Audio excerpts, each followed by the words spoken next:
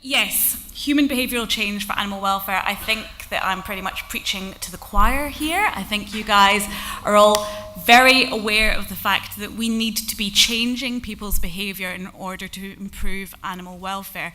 So I'm going to take it as read as that we all agree with that, and I'm going to move on to what we've been doing at the Royal Dick School of Veterinary Studies.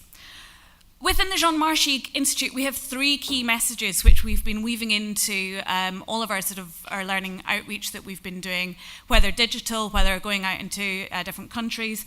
And these are that it is what the animal feels that matters, what we can measure, we can manage, and that small changes can make a big difference. And I've kind of heard some variants of those, if not those exact words today already.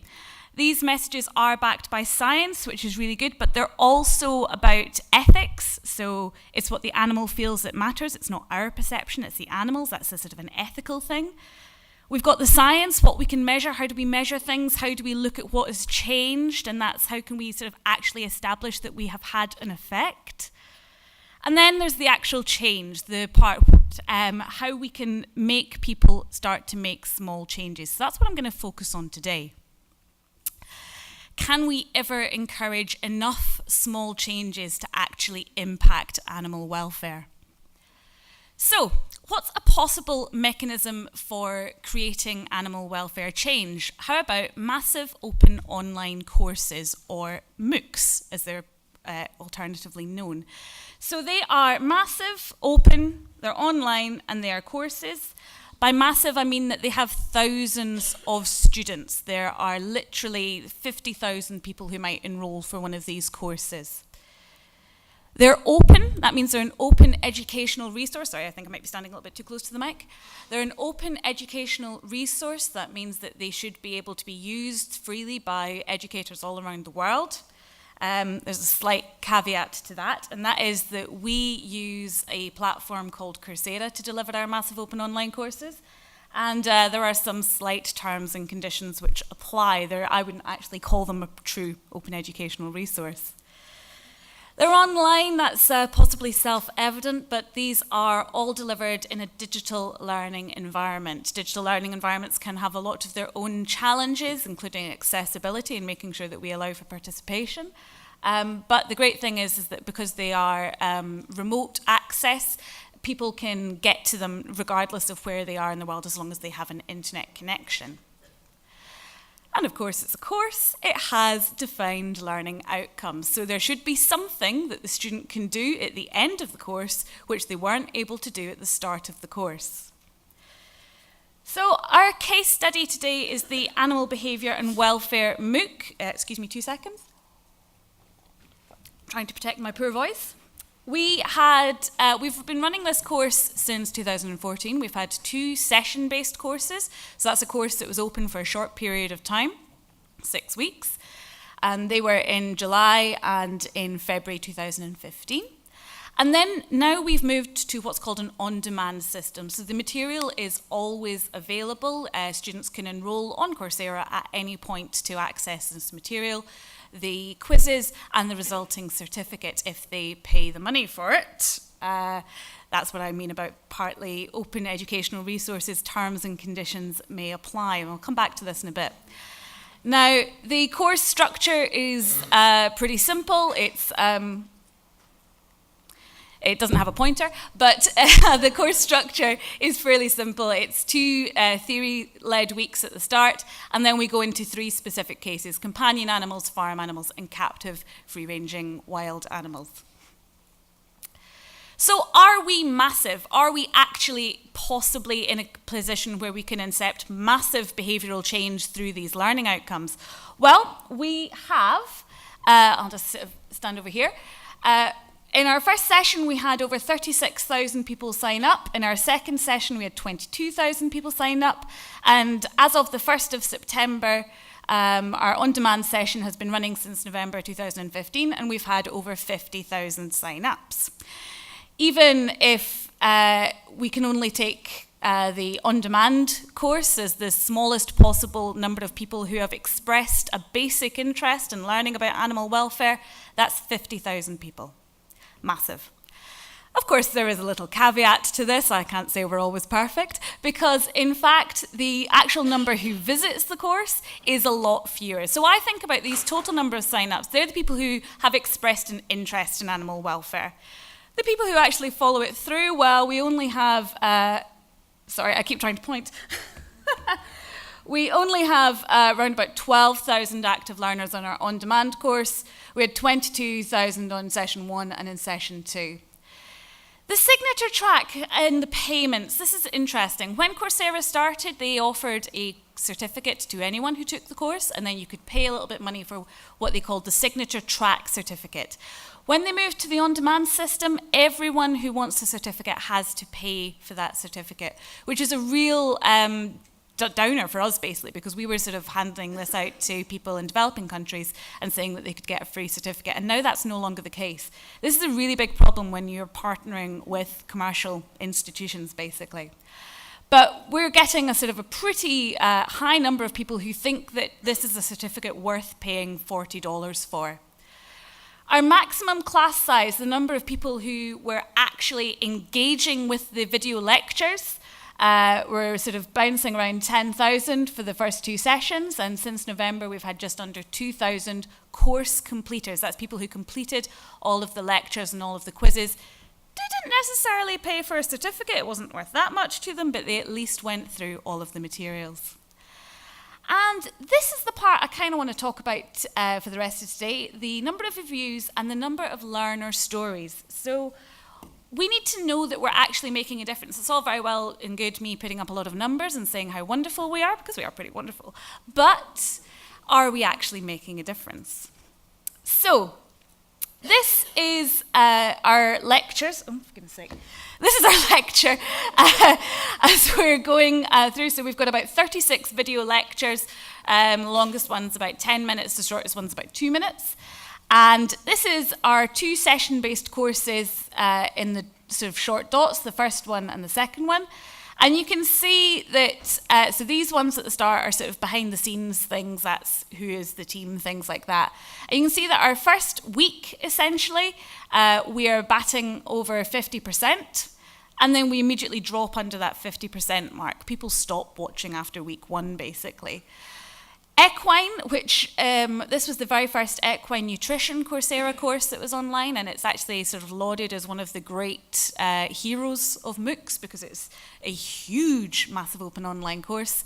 You can see that they actually have the same thing, and yeah, this is roughly the beginning of week 2 for both courses, and by week 2 you've lost over 50% of the people who have actually visited your course. So this is problematic when we're talking about MOOCs. The drop-off rate is really phenomenal. So when we're talking about the on-demand course, well, actually we've got 12% of the learners completing their course within 30 days of starting it. So although we're getting lots of people saying that they're interested, we're not maintaining their attention. Maybe it's impossible to maintain that attention. Now, the quizzes themselves, they're not designed to be difficult. They're only designed to sort of recap things. So I wouldn't necessarily use them as an indication of how much people are learning. However, we have seen evidence of attitudinal changes when we did a pre-post survey, and we've got a publication on this. I'm sort of trying to balance my 2 pointers here, which is in Journal of Veterinary Medical Education. There's also a really interesting study. For the first time, I was actually the subject animal of a behavioural study, which was really interesting.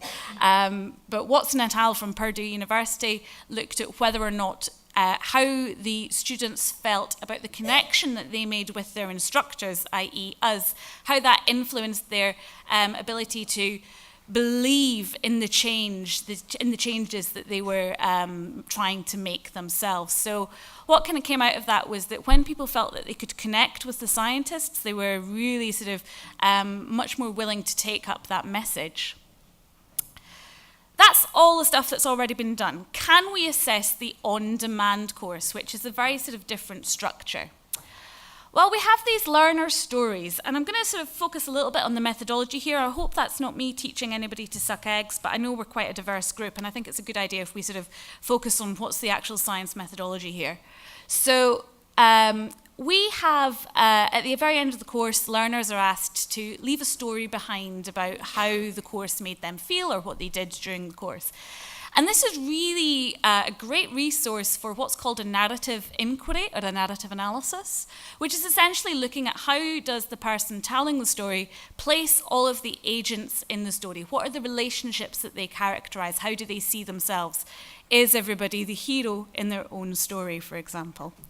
So this is a really sort of simple example, very classic example, but basically any element within a story can be replaced by any other element which serves the same function. So if a dragon comes along and steals the king's daughter, that would be the same story essentially as a witch coming along and stealing the chief's wife. It's the same story, it's just different sort of nouns for the same thing. So what we're looking for is the common structure within these stories, if indeed one exists. And we do see quite a lot of similarities in these stories. So we're seeing lots of people who immediately self-identify how much they love animals. They want to immediately tell us, as if validating themselves, that animals are important to them. Either that's because they work with animals or because they very passionately share their lives with animals. But these people have a huge drive to love and care for animals. They have a need. So very often they're saying things like, I'm planning a career change. I'm working in a situation and I have no access to professional development. I want to get to university to do this. I need to prove that I can. And they're very quick at identifying their needs. They've identified their needs before they even get onto the course. That's why they seek these courses out. They very often sort of identify this far-off goal, this hope that they really want to do. They say things like, I really want to study in the University of Edinburgh because I've heard how wonderful it is. They may have heard that from us, but I still think that's quite nice. We don't necessarily always see these as a University of Edinburgh specific hope. Lots of things like, I really desperately want to be a vet, but currently I'm in a country where that's not possible. Either because they're from a country which is currently facing a huge amount of civil unrest, or perhaps in a country where social mobility is not such that they have a path that's obvious to them how to get into veterinary school. There's a challenge very often. So this is a straight extract. I'm too old now to start at veterinary school. My child is too young. The nearest veterinary school is too far away. This person just sees walls in front of them. They have no way of achieving that dream. They really wanted to be a vet when they were younger, and they see that as being totally closed off to them now. And so what they want is some way of just accessing that previous dream that they had. We see things, people are surprised by the course. They find out things about animal welfare that they weren't expecting, or even they find out that learning is fun, and they're surprised that learning is fun. They go into this expecting it to be a chore, and then they go, oh, I really enjoyed watching those video lectures, those 5-minute video lectures, that was fun. And that's great. If you can sort of get people to think, actually, that process of going and seeking new knowledge is fun and enjoyable, then perhaps they'll be more willing to do that again. And then, of course, they usually end their stories with their achievement, what it is that they feel they've got out of the programme. So that's things like, I've been able to pass invaluable information on to improve several aspects of my friend's chicken's welfare. People are talking about going in and changing things. They like to communicate the changes that they've made. So are we actually changing behaviour? We haven't gone and measured behaviour before, and we haven't gone and measured behaviour afterwards. So we can't say that we're changing behaviour. What we can say, however, is that a small proportion of these course finishers are themselves identifying things that they're going to do differently because of the materials they've learned. And that, I think, is quite impressive, especially if you're talking about a small proportion of 50,000 people. Can't be a small achievement at the end of the day.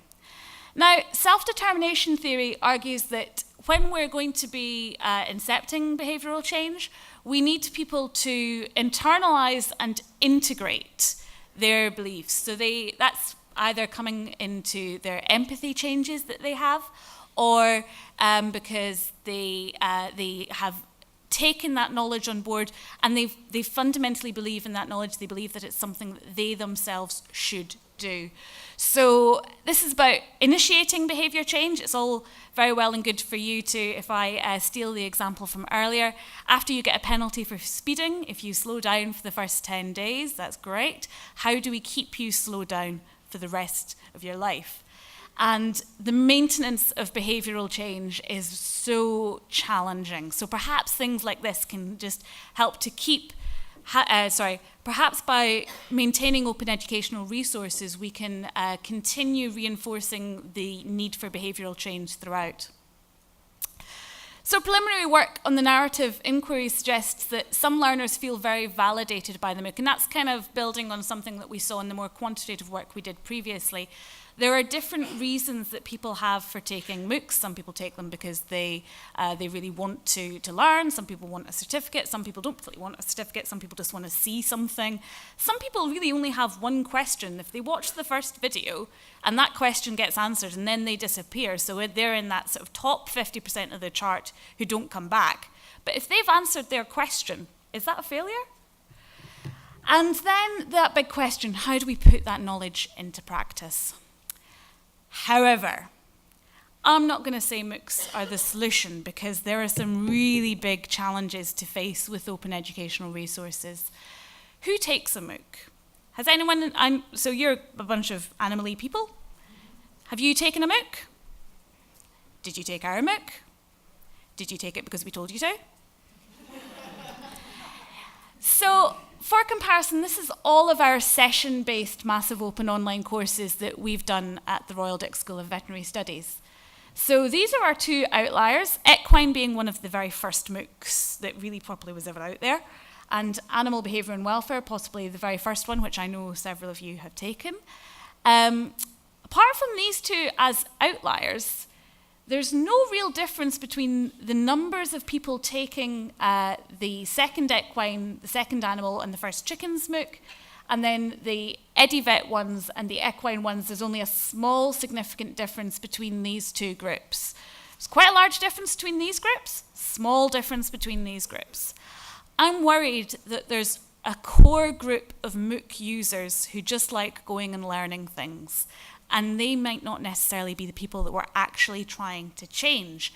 It could be that the MOOC platform is itself its own kind of barrier that we are not really paying attention to, because what we need to be doing is making these open educational resources really, truly open and available to everybody. What are the alternatives? Well, I am getting really into YouTube at the moment. I think YouTube can do pretty much everything that the MOOC can, apart from the certificate at the end of the day.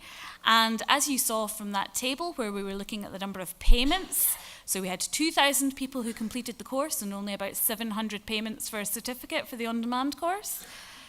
Why are we not just putting up all of our videos onto YouTube, all of our resources onto YouTube? Huge open platform, pretty much anyone can access it. I've even been in China and sometimes been able to access YouTube. Don't know how that happened. And in 1 year, so we started the Animal Behaviour and Welfare YouTube channel in September 2015, and we've had 24,720 minutes of video watched. That's really impressive. And on average, people spend about 5 minutes on a video. We've had 100 people sharing videos. Not phenomenal numbers. I mean, this is not going to get any YouTuber excited, but it's still pretty good if that's a resource that people are able to use in their classes when they themselves are lecturing. And I find this quite gratifying. Our most popular videos are our chats with our scientists. We've been doing these Google Hangouts where we sort of open scientists. I don't know, did anyone see our 5 Freedoms one that we did? Yeah, a couple of sort of ones. So we had Professor Alistair Lawrence, a big name in animal welfare, who was answering people's questions all around the world. Any of us as scientists can be doing this and making it more sort of more accessible, essentially. I don't believe we are a nation who is tired of the experts. I believe the experts just need to be more accessible.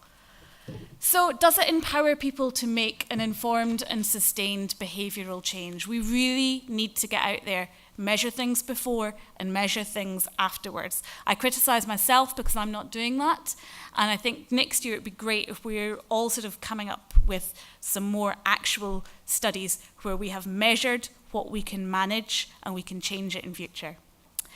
So my key messages for you guys: change requires knowledge of the right thing to do. It doesn't matter if you're wonderful, but if you don't know what you're going to do, it's not going to work.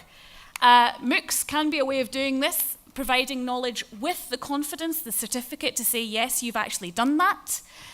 However, MOOCs may already be surpassed. We are in a digital landscape that changes constantly. Perhaps there are better mechanisms, better platforms.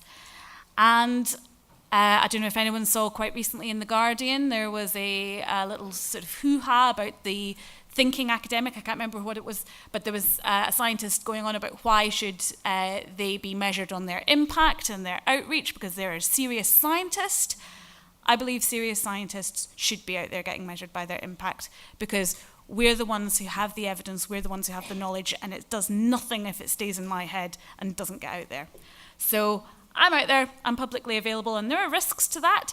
Come along to our Digital Footprint MOOC, which we are running very soon this year at the Royal Dick School of Veterinary Studies, and you will learn about the problems there. Thank you very much.